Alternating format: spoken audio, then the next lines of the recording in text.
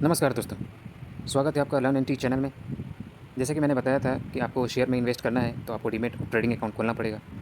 तो उसके लिए अब आपको ब्रोकर भी चुनना पड़ेगा। तो मैंने अपना ब्रोकर चुन लिया है, वो है ग्रो। तो इसके थ्रू मैं इन्वेस्टमेंट करता हूँ। और वैसे आप कहीं भी अपना डीमैट और ट्रेडिंग अकाउंट खुलवा सकते हैं। जो मोस्ट पॉपुलर है वो ज़ीरोधा है, एंजल ब्रोकिंग है, ग्रो है। तो आप अपने सहूलियत के हिसाब से खुलवा सकते हैं। तो जैसे कि ग्रो में खोलने के बाद आप देख सकते हैं कि ऐसा इंटरफेस आपको दिखेगा, जहाँ पे आप देख सकते हैं कि यहाँ पर लिखा हुआ है एक्सप्लोर, और यहाँ पे लिखा हुआ है डैशबोर्ड। तो एक्सप्लोर का मतलब ये है कि जब आप कभी भी सर्च करते हैं किसी भी कंपनी को, तो आप यहाँ से सर्च कर सकते हैं। और जब आप उस शेयर में इन्वेस्ट कर देते हैं तो वो आपका फिर डैशबोर्ड में दिखता है। तो जैसे कि यहाँ पे आप देख सकते हैं कि मैं कंपनी को सर्च करता हूँ। फॉर एग्जांपल जैसे एफएल इंडिया है, तो मैं एफएल इंडिया को सर्च करता हूँ। जैसे कि अभी आप देख रहे हैं सर्च हो रहा है। सर्च होने के बाद यहाँ पे आप देखिए कि नाम आ गया है, यहाँ पे इसका करंट प्राइस आ गया है, और यहाँ पे एक दिन का जो रिटर्न है वो दिख रहा है आपको। उसके बाद ये जो ऑप्शन है, इसमें आप अगर आप क्लिक करते हैं तो वो आपका वॉच लिस्ट में ऐड हो जाएगा। वॉच लिस्ट का मतलब ये है कि अगर वैसे शेयर, वैसे कंपनी जिनको आप रेगुलर देखना चाहते हैं कि उसमें क्या मूवमेंट चल रहा है, वो ऊपर जा रहा है नीचे जा रहा है, तो वॉच लिस्ट एक बन जाता है जिसमें आप हमेशा उसको देख सकते हैं। जैसे कि यहाँ पर आप देखेंगे कि सबसे नीचे में यहाँ पे वॉच लिस्ट बना हुआ है। तो इसी तरह से वो यहाँ पर ऐड हो जाएगा। यहाँ पर अगर मैं इसको क्लिक करता हूँ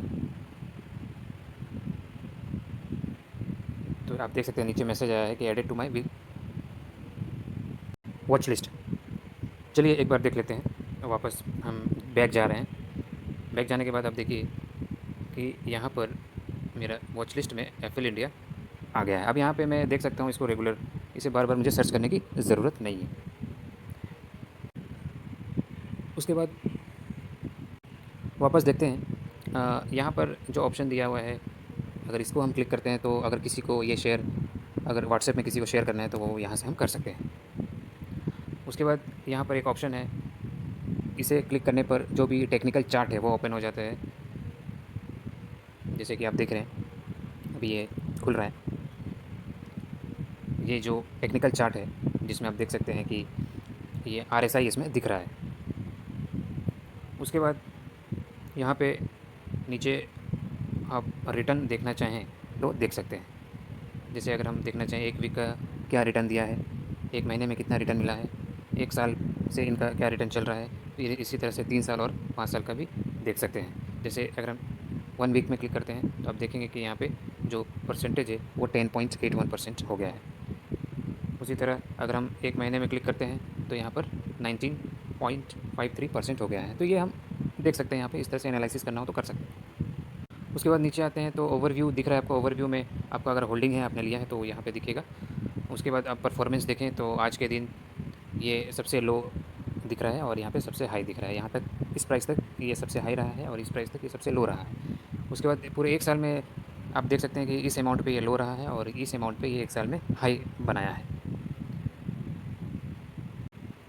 फिर यहाँ पे आप देखेंगे कि ये आज के दिन इस प्राइस पे ओपन हुआ है और इसके पिछले दिन इस प्राइस पे ये क्लोज़ हुआ था, और अभी ये वॉल्यूम चल रहा है, इतने लोग इसमें पार्टिसिपेट कर रहे हैं। उसके बाद नीचे आप देखेंगे कि फंडामेंटल कुछ एनालिसिस किया हुआ है। मार्केट कैप देख सकते हैं, आरओसी देख सकते हैं, और ये भी फंडामेंटल एनालिसिस के पार्ट है, वो आप देख सकते हैं। इनके बारे में आपको नॉलेज लेना पड़ेगा। फिर नीचे आएंगे तो फाइनेंशियल्स में आप देख सकते हैं कि रेवेन्यू आपका किस तरह से क्वार्टरली इंक्रीज़ कर रहा है। फिर आप ईयरली में क्लिक करेंगे तो ईयरली भी आप देख सकते हैं। उसी तरह प्रॉफिट्स में क्लिक करेंगे तो प्रॉफिट भी ईयरली और क्वार्टरली आप देख सकते हैं। फिर नेटवर्थ भी आप क्वार्टरली और ईयरली चेक कर सकते हैं। उसके बाद नीचे और जाएंगे तो अबाउट में क्लिक करने के बाद इनका parent organization, managing director, founded, NAC symbol. उसके बाद स्टॉक होल्डिंग पैटर्न अगर हम देखें, प्रोमोटर का कितना है, फॉरेन इंस्टीट्यूशन का कितना है, रिटेलर का कितना है, म्यूचुअल फंड का कितना है, अदर डोमेस्टिक इंस्टीट्यूशन का कितना है, वो भी आप देख सकते हैं। और इससे संबंधित सिमिलर जो स्टॉक है उनके बारे में अगर कंपेयर करने के लिए आपको देखना है तो वो नीचे भी आपको दिख रहा है। अब अगर इस शेयर को मुझे अगर बाई करना है तो मुझे बाई पे क्लिक करना होगा। नीचे आप देख सकते हैं बाई का ऑप्शन है। यहाँ पर बाई में क्लिक करने पर आप देख रहे हैं कि लिखा हुआ है टाइप डिलीवरी।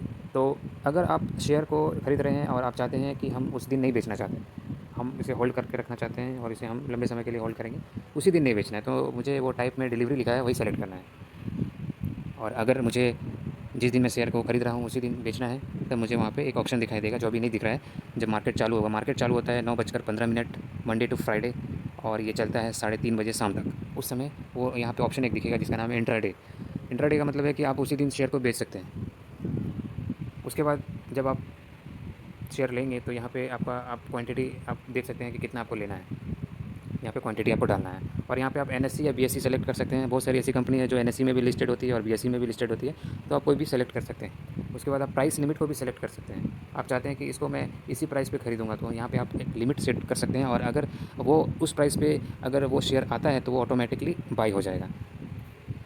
और यही प्रोसेस मुझे सेल की तरफ, सेल भी जब हम करते हैं तो ऐसा ही करना है। जैसे सेल में मैं क्लिक करता हूँ तो उसी तरह का आप देख सकते हैं इंटरफेस है। यहाँ पे लिमिट सेट कर सकते हैं सेल में भी कि मुझे इसी प्राइस पे सेल करना है, तो जैसे वो प्राइस आएगा ऑटोमेटिक सेल हो जाता है। या फिर आप यहाँ पे जो प्राइस लिमिट लिखा हुआ है वहाँ पे मार्केट अगर सेलेक्ट करते हैं तो उस समय मार्केट पे जो प्राइस चल रहा होगा उस प्राइस पे वो सेल या बाई हो जाएगा। और यहाँ पे एक चीज़ है, यहाँ पे लिखा हुआ है वेरीफाई सेल। तो ये जो वेरीफाई सेल है इसमें मुझे जब भी सेल सेल करना रहता है शेयर को तो वो वेरीफाई करना पड़ता है। अभी जो सेबी के जो नए रेगुलेशन है उनके हिसाब से एक आपको टिपिन मिलता है, टिपिन डालना पड़ता है। उसके बाद आपके मोबाइल में एक ओटीपी आएगा, फिर ओटीपी भी डालना पड़ता है, जिससे भी साबित हो जाता है कि आपने ही सेल एग्जीक्यूट किया है। चलिए वापस हम पीछे चल जाते हैं। पीछे जाने के बाद अभी यहाँ पर एक चीज़ है कि सबसे पहले तो आपको मनी को यहाँ पे ऐड करना पड़ेगा। विदाउट पैसे ऐड किए आप कोई भी शेयर को बाय नहीं कर सकते। तो यहाँ से हम अगर हम क्लिक करते हैं तो यहाँ पे आप ऑप्शन देख सकते हैं कि जो भी आपको अमाउंट ऐड करना है वो आप टाइप कर सकते हैं। और उसके बाद यहाँ पे आपका जो भी यूपीआई है या फिर मोर ऑप्शंस में जाएंगे तो मोर ऑप्शंस में आप देख सकते हैं कि अदर यूपीआई ऐप है जैसे गूगल पे या कोई भी फ़ोन पे या पेटीएम जो भी है, नेट बैंकिंग या फिर यूपीआई आईडी आपको याद है तो आप टाइप करके आपके बैंक अकाउंट से जो लिंक है वो अकाउंट, जब आपने डीमेट अकाउंट खोला था वो अकाउंट आपने जो डाला होगा उसी अकाउंट से पैसे कटेंगे और फिर इसमें जमा हो जाएंगे। उसके बाद आप देख रहे हैं कि यहाँ पर ऑप्शन दिया हुआ है निफ्टी 50 और सेंसेक्स। जैसे कि मैंने पहले भी बताया था कि एनएससी से ये 50 कंपनी लिए गए हैं उनके मार्केट कैपिटलाइजेशन के हिसाब से, जो टॉप 50 कंपनी है, और इसमें बीएससी से लिए गए हैं सेंसेक्स में टॉप 30 कंपनी। तो इन पर्टिकुलर स्टॉक्स में क्या उतार चढ़ाव होता है, अगर ज़्यादातर शेयर्स के प्राइस अगर बढ़े हैं तो ये प्लस में दिखेगा आपको, और ज़्यादातर शेयर के प्राइस अगर नीचे गए हैं तो वो आपको माइनस में दिखेगा। उसी तरह आप देख सकते हैं यहाँ पे लिखा हुआ है निफ्टी 100, यानी कि इसका मतलब ये है कि ये भी एक इंडेक्स है जिसमें एनएससी के टॉप 100 कंपनी को शामिल किया गया है। और उसमें से जो टॉप परफॉर्मर हैं, यानी कि जिन्होंने प्लस में अपना दिन ख़त्म किया है या वो प्लस में ही जा रहे हैं, तो उनका आप यहाँ देख सकते हैं कि सारे शेयर्स, वो सारे शेयर्स जिन्होंने अच्छा परफॉर्म किया है टॉप गेनर्स में, आप देखेंगे यहाँ पे इस तरह से। उसके बाद नीचे आते हैं तो यहाँ पे एक ऑप्शन आता है F&O। इसको अभी बाद में चर्चा करेंगे क्योंकि ये बहुत बड़ा विषय है। उसके बाद आईपीओ के बारे में हम लोग बात कर चुके हैं।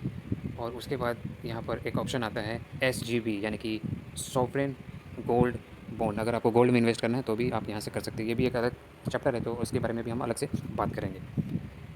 उसके बाद आप देख रहे हैं यहाँ पे एक ऑप्शन आ रहा है स्टॉक्स इन न्यूज़। तो वैसे सारे स्टॉक्स जो न्यूज़ में रहते हैं वो यहाँ पे आप देख सकते हैं कि जिनके बारे में कुछ न्यूज़ आ रहा है या न्यूज़ चल रहा है तो वो सारे स्टॉक्स में क्या उतार चढ़ाव हो रहा है वो आप यहाँ पे देख सकते हैं। उसके बाद आप नीचे करेंगे तो यहाँ पे एक ऑप्शन आ रहा है निफ्टी 100। तो ये भी एक इंडेक्स है, जैसा ऊपर था वैसा ही है। इसमें 100 कंपनी है, उनके टॉप 100 कंपनी मार्केट कैपिटलाइजेशन के हिसाब से। लेकिन फ़र्क ये है कि ये टॉप लूज़र्स बताते हैं, यानी कि जिन कंपनी में अच्छा परफॉर्म नहीं किया है उनके बारे में वो बताएंगे। उनके बारे में ये, जैसे कि आप देख सकते हैं कि माइनस में आप दिख रहे हैं सारा, जितने भी शेयर माइनस, यानी कि ये टॉप लूज़र्स है उस दिन, मतलब जिस दिन मैं देख रहा हूँ उसी दिन का ये बताता है। उसके बाद आप नीचे जो ये दिख रहे हैं ये वॉच लिस्ट है, जिसमें आप अगर रेगुलर किसी शेयर को देखना चाहते हैं तो यहाँ पे आप सेट कर सकते हैं, देख सकते हैं, बार बार उसको सर्च करने की ज़रूरत नहीं है। उसके बाद आप देख सकते हैं कि यहाँ डैशबोर्ड है। डैशबोर्ड में जो भी आपने इन्वेस्टमेंट किया है स्टॉक्स में, यहाँ पे आप देखिएगा नीचे में, यहाँ पे जो नीचे लिखा हुआ है स्टॉक्स, यहाँ पर जो आपने डैशबोर्ड यहाँ पे दिख रहा है और यहाँ स्टॉक्स दिख रहे हैं नीचे। तो इसका मतलब ये है कि आपने जो भी आपका पोर्टफोलियो है, जितना भी आपने इन्वेस्ट किया है शेयर में, वो आपको यहाँ दिखेगा। उसके बाद उसके बाजू में नीचे में आप देखिएगा म्यूचुअल फंड है। तो म्यूचुअल फंड में भी आप क्लिक करेंगे नीचे तो आपको म्यूचुअल फंड एक्सप्लोर आ गया है।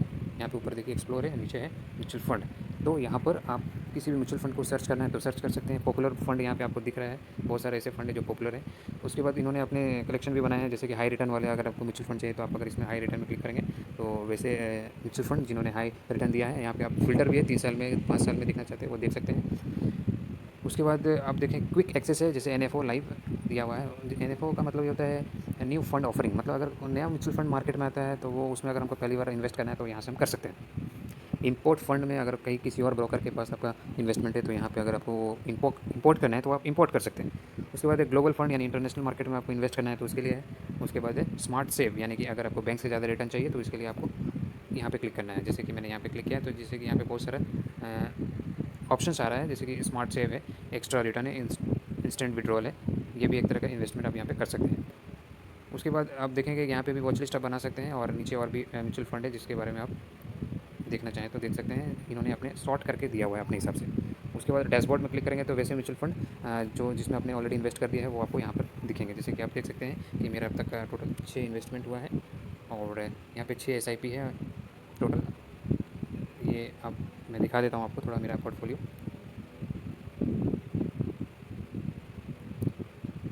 ये अब तक का मेरा पोर्टफोलियो है। फिर आप यहाँ पर जो लिखा हुआ है यहाँ पे क्लिक करना है। यहाँ पे क्लिक करते हैं, चलिए। यहाँ पे क्लिक करने के बाद आप देख सकते हैं कि यहाँ पर माई इन्वेस्टमेंट है जिसमें ऑल ऑर्डर लिखा हुआ है। इसका मतलब ये है कि जितने भी शेयर्स आपने अब तक लिए हैं वो कब लिए हैं, कितने प्राइस पे लिए हैं, वो अगर देखना है तो आप देख सकते हैं।